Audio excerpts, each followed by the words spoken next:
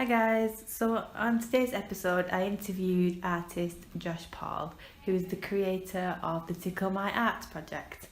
You might have seen my involvement in the project over the past few weeks if you follow me on Instagram, but I wanted to invite Josh onto the podcast to talk about how the project came about, his initial ideas, the things he wants to do with the project in the future, and really his perspective on the project as its creator. So I hope you enjoy this episode, and don't forget to check out Tickle My Art on Instagram. So I wanted to start this interview by asking a few questions about the project, like basic ones, like what is the project about? Essentially, the project is about collaboration. It's about exposure. It's about bringing different artists together. It doesn't matter what medium they've used, if they've gone to university or not. They may just be somebody that paints for the fun of it, or sews for the fun, or shoots photos and videos just for the fun of it. You know, it may not be a professional job that they have, but it's something that they enjoy. How did you come up with the name Tickle My Art? I came up with the name because clearly I had to find something that was quite quirky, something quite catchy, something that would grab people's attention. Tickle My Art is essential in terms of the individual who creates the piece of art would like people to tickle their art, either buy it or comment on it or review it or praise it. What inspired you to start the project? What inspired me was basically the lack of collaboration on the Instagram thing. And I only went on the Instagram thing late last year. I'm not very good with social media. So to go on to Instagram for myself is a huge step, because I'm quite shy. But although it may not appear so, I'm actually quite shy. But I have all these unfinished paintings, and instead of just destroying them or getting rid of them, it's best to just see what else somebody can actually come up with. They can either completely repaint over it and just do something completely different, or they could work with the brush strokes, they could work with the figure, they could work with the image that's currently there. It's entirely up to them.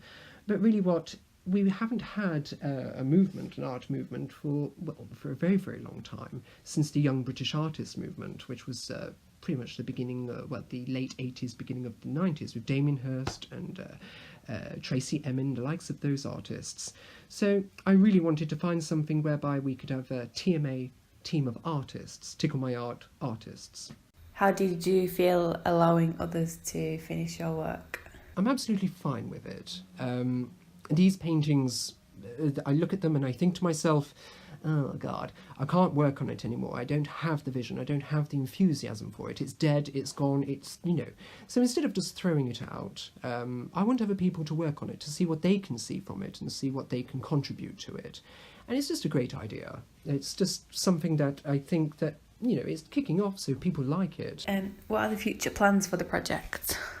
Ideally, this will be an ongoing project. It's not just unfinished paintings that we're going to be doing, but we have a YouTube series in the making. It's currently being reviewed, and that series is basically where we invite artists. So we'd have like 8 abstract artists, and they would come to a hall or a gallery, and they would have 2 hours to create an abstract painting, and we would film it.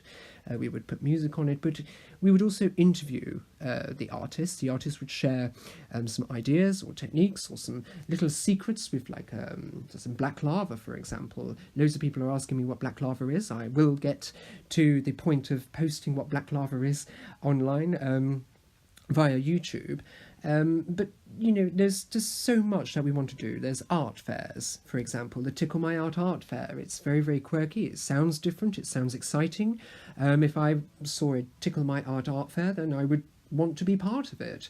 So those artists that are currently collaborating with Tickle My Art, whether they want to sell their art or if they want to do it for enjoyment, the Tickle My Art Fair will be available one day for them to do so.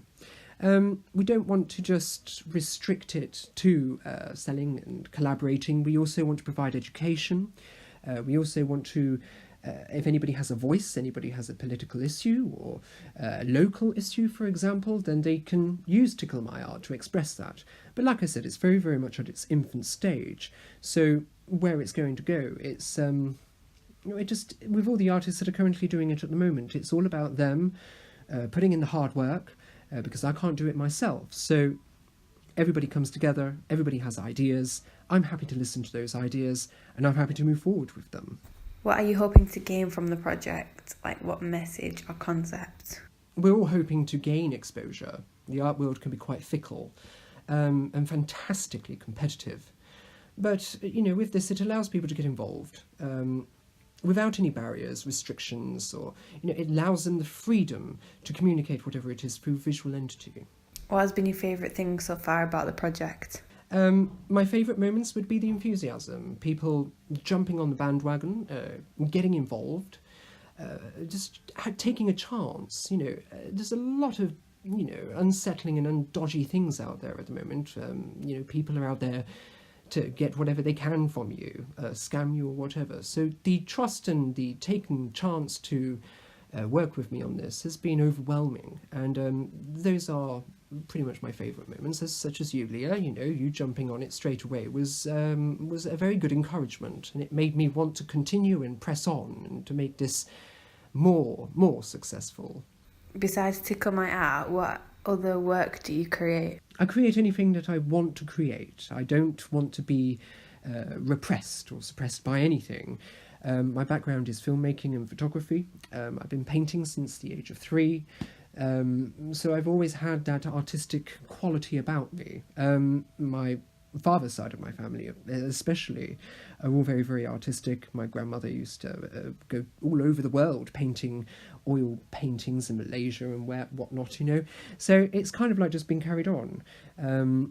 You ask my mother, she was probably sick and tired of clearing up thousands of pieces of paper from my bedroom. And my bedroom was my studio, so bugado. So once again, guys, I hope you enjoyed this episode. It was great having Josh on the podcast and learning more about the project from his perspective.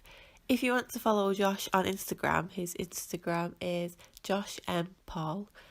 And I definitely recommend checking out the Tickle My Art hashtag and see what all the other artists involved are getting up to with their canvases and pieces of work that they're contributing to. Also, if anybody has any recommendations of people to invite onto the podcast or topics you'd like me to cover, then you can message me directly on Instagram, LeahJane_art.